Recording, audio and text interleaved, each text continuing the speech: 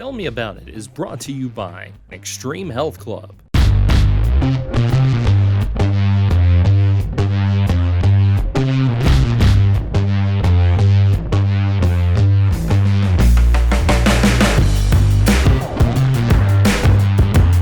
Hey, this is James Brown here on Tell Me About It, Glasgow EPB Channel 6 local channel.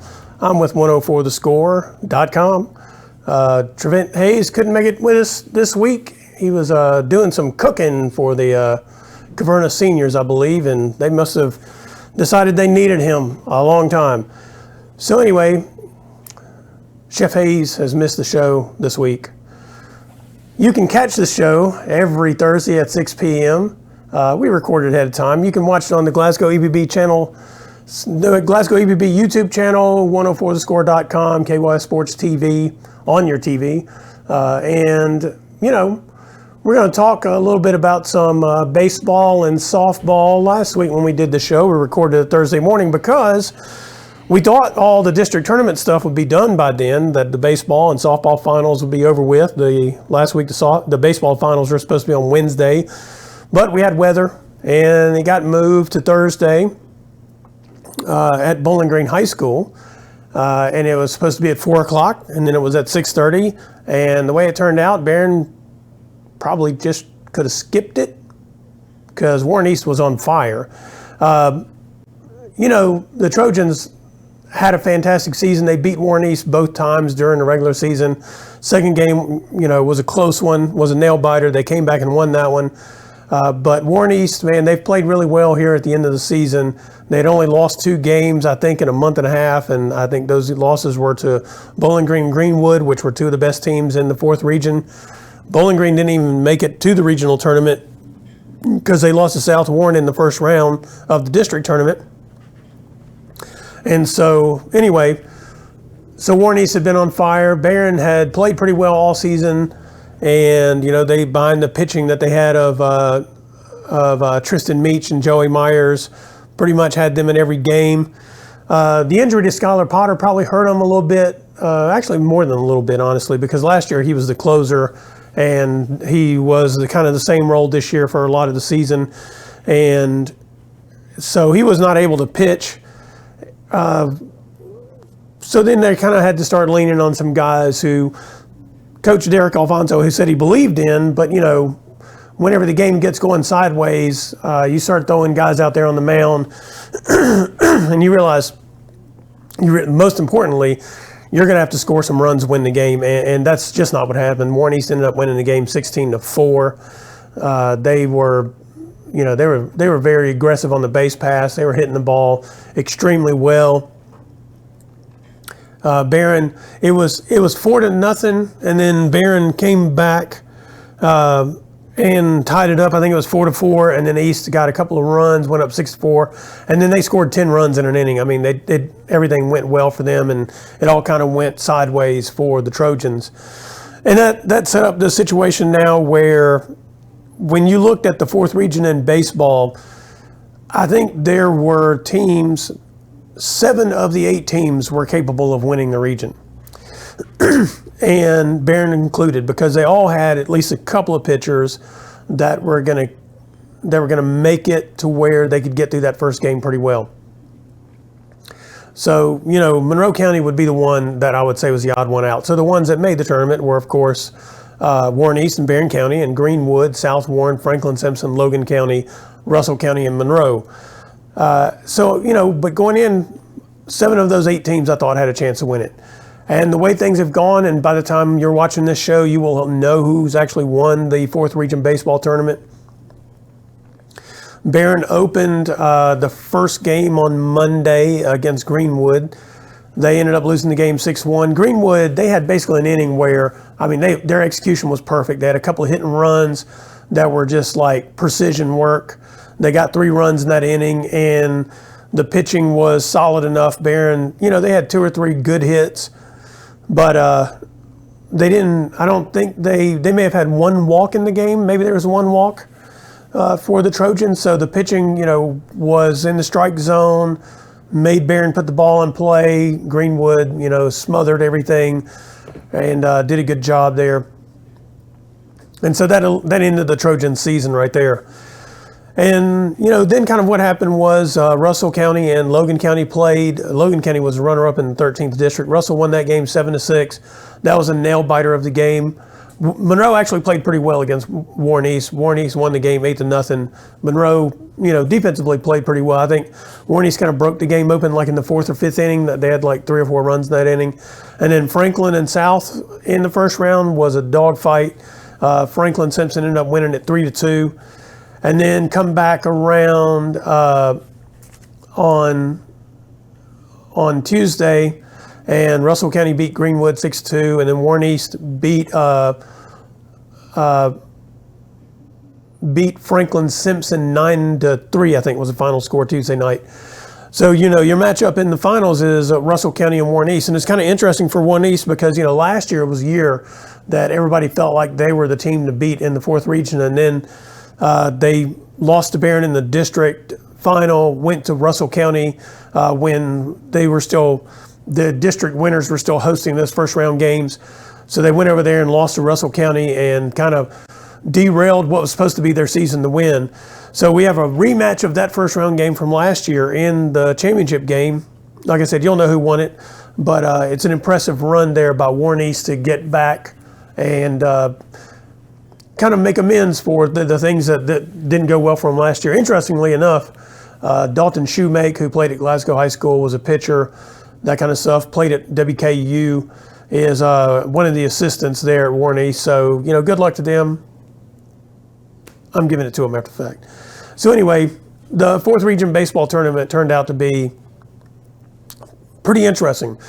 There were a lot of close games. There were only really 2 lopsided games, and I'm not even sure you would count the Barron Greenwood game. It was 6-1, but it wasn't really lopsided. It was a competitive game. It's just that Greenwood had a couple of really good innings in terms of being able to get runners on and get those runs across the plate, and Barron just couldn't quite get there. There were a couple of plays in the game that were a bit controversial. There was one where would have been the 3rd out in the inning.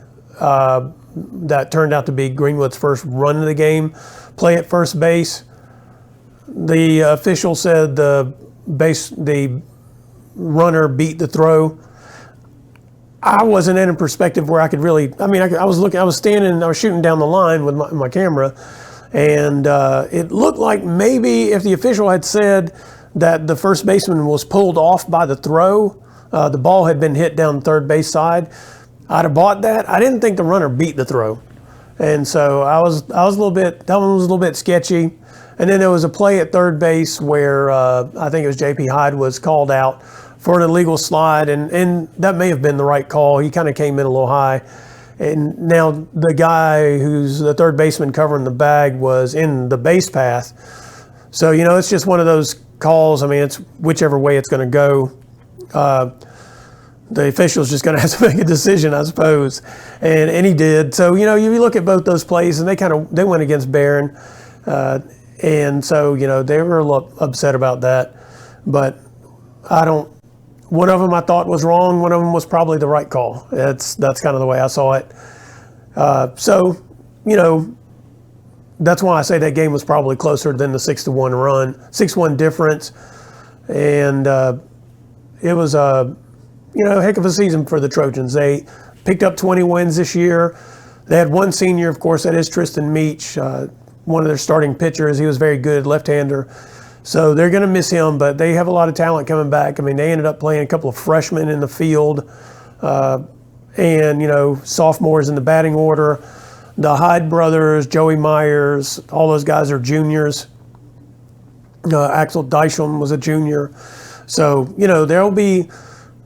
they'd have to be, when you circle the next season and you just look at it, you would have to look at Barron and say they might be one of the favorites to win the region next year.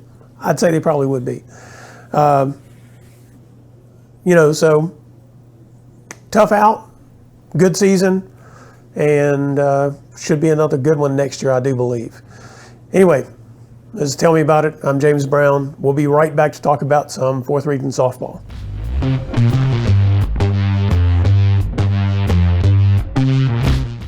Extreme Fitness has doubled in size. Now with over 8,000 square feet of co-ed weights and an upgraded 90-degree saline therapy pool. The Extreme Fitness Campus also holds the exclusive Extreme Fitness for Women complex and Extreme Blend smoothie bar. You have to experience the variety of classes to realize the impact they have on their clients. Personal training is with the best in the business and is available and tailored to fit individuals. So start your journey today at Extreme Fitness and Health Club. Introducing the Glasgow EPB Customer Payment Portal and mobile app. With our new sleek and user-friendly payment portal, managing your Glasgow EPB services has never been easier. And if you need to make a payment on the go, our new mobile app lets you pay your bills with just a few taps. The Glasgow EPB Customer Payment Portal and mobile app, because managing your Glasgow EPB services should be as simple as flipping a switch. Visit glasgowepb.com/billpay today to sign up and download the app.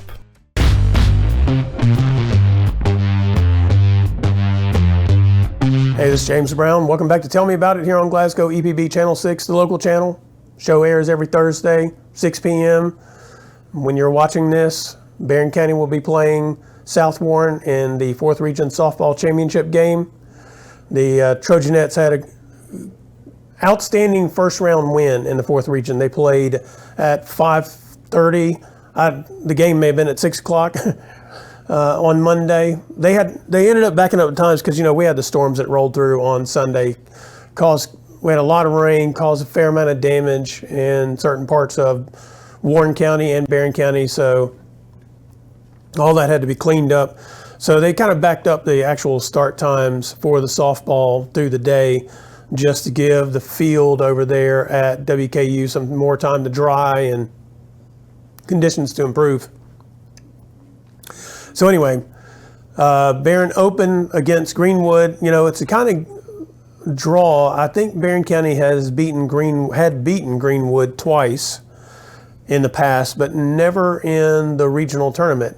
For those who do not know, for the first 20 years of the fast pitch softball in this neck of the woods, Greenwood and Allen County Scottsboro were basically the two best programs. I think Greenwood's won 2 or 3 state championships. Allen County's won 1 or 2 as well. Allen, of course, is in the 15th district with Barron. So Greenwood's kind of always been one of those programs that when Barron's good, they've had a hard time getting through Greenwood. I remember, I think it was 2005, they played the 4th Region tournament at Franklin Simpson. And Barron County and Greenwood were playing in the semifinal round. My memory was it was the finals. It was actually the semifinal round. And the game was 0-0 going in after 7 innings. It was, there'd been big plays defensively everywhere. Greenwood had a girl who just like could absolutely kill the ball. And I think she had gotten out all 3 at-bats to that point. So they go to the 8th inning. And that girl comes up to bat, and Greenwood was the visiting team. Barron was a home team. She comes up to bat. She hits a ball that's basically like a BB. And as I recall, this is off the top of my head as I'm remembering this, as I recall that Franklin Simpson's field had that little yellow like corrugated stuff on top of it. And the ball just basically hit right into that thing and then popped up in the air and went out for a home run. And it was like the floodgates opened. The final score of the game was 10-0. It's one of the craziest games I've ever seen. But once Greenwood got a bead on it, then they really started slugging it. They ended up, I think, losing to Allen County Scottsboro in the regional final that year. So maybe it's 2006. One of those years right there. It wasn't 2004. So anyway, Greenwood's always kind of been an obstacle in front of Barron County when it comes to softball. Allen County's always kind of been an obstacle in front of Barron County when it comes to softball. So Barron draws Greenwood in the first round of the 4th Region tournament for this year. They play them at 6 o'clock on Monday. Greenwood jumped out to a 4-0 lead, and I'll admit, as I was standing there, I was like, man, that's a shame, because they really needed to keep Greenwood in check to have a chance to win this game. And what I did not account for was 2 things. One was Shea Bogue, freshman pitcher who, got called into action basically after Barron came back from spring break. generally not a very demonstrative kid in terms of emotions and that kind of stuff, was fired up. She pitched to Jim the rest of the game. I don't think Greenwood had another hit in the game. I don't think they had another base runner in the game. And then Barron got their bats going, ended up slugging the ball pretty well, won the game 9-4. It was just a all-around impressive performance, especially considering you've got that weight of Greenwood there that you've struggled against so many times through the years. And, so it was good to see they got that win and just kind of rolled on from there. Then, Russellville ended up beating Clinton County in the late game on Monday, which surprised me. I thought Clinton was going to win that game. Russellville ended up beating them 9-6. So then Barron came back and played Russellville on Tuesday night. And again, the Trojanettes got in a hole. They were down 3-0. Russellville hit 2 home runs in the top of the first inning. But as Monty Forrester said, they're a third inning team. So once they see that pitcher the first time around, they kind of get a beat on them, and that's kind of what happened in that game. And so Barron ended up beating Russellville 10-6. So there we are. Here they are in the regional championship game against South Warren, number 1 team in the state. I think South Warren only has 2 losses all year. Excuse me. So it's going to be heck of a game. It is another one of those where Barron's had a couple of close calls against South Warren in the regional tournament. Had a couple of, they lost in extra innings to them. I think it was 2 years ago in a tough one, in a game in which I think Barron had a chance to win it in regulation and just couldn't quite pull it off. So, they've Barron's been close several times. They've been basically, when you factor in the recent run of Warren East, South Warren, and then you go back to the Greenwood, Allen County, Scottsville days. If you go back over the last 15 years or so, Barron very often has been the 3rd or 4th best team in the region. They've been right there, just unable to quite break through. So, good luck to them. Like I said, while you're watching this, you can watch that game and we'll see how that goes. Back to the kind of a history lesson here, part of this show. So I think Barron County, they've been to the regional final twice. In 2004, they made it to the regional final. The region was played over at Monroe County, played Allen County, Scottsville, lost that game 3-0. The only 2 seniors on that team were Piper Lindsay, who now coaches the Trojanettes basketball team, and maybe she was the only senior on that team, as a matter of fact, because the other senior from the basketball team didn't play. So after they lost that game over there 3-0, John Butler was the interim coach that year, and he told me, well, if Patrica Barlow had played, we'd have won the game. And I kind of, scoffed at that idea because I was like, I didn't know how good Patrica Barlow was at softball. So, Patrica signs, goes and plays Louisville for 4 years in basketball, and then her senior year decides she's going to go out for the softball team, goes out there, ends up starting in center field. Has some incredible stats if you go look this up. So that's about 2008 or 9, somewhere in that window. And so I reflected upon that whenever I saw what she did at Louisville, and I was like, yeah, Butler was probably right. They probably would have won the region if she'd have played softball that year. So anyway, then in 2010, they got there again, lost to Allen County 3-2 in the regional championship. Another game where, it was just a dogfight, and somehow Allen County just figured out a way to win the game basically at the end of it. So, Barron has been highly competitive in these games through the years, in these championship games. I know South Warren looks really good. They beat Cumberland County 10-0 and Warren East 11-2 to get to the final. But I do think it's a game that is winnable for Barron County. They need to play better in the first couple of innings than they have in their first 2 games in this tournament. Because you really don't want to get in a hole against South Warren. You're not going to get out of it. It's got to be one of those, more than likely, where it's a dogfight. Even though Barron hits the ball well, South is going to be, they're going to have one of the better pitchers that Barron's going to see all season. And so they're going to have to get in there and probably score some runs a couple early and do everything they can to not make any mistakes, certainly.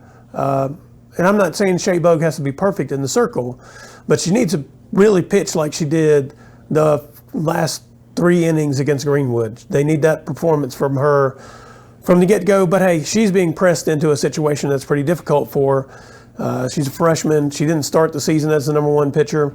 She inherited that role. She's grown into it. But yeah, certainly there's got to be nerves involved, so it'll be interesting to see, how she handles the situation. And then, the interesting thing so far in this regional tournament is the bottom of Barron's lineup has really gotten them going, and then the top has kind of come around.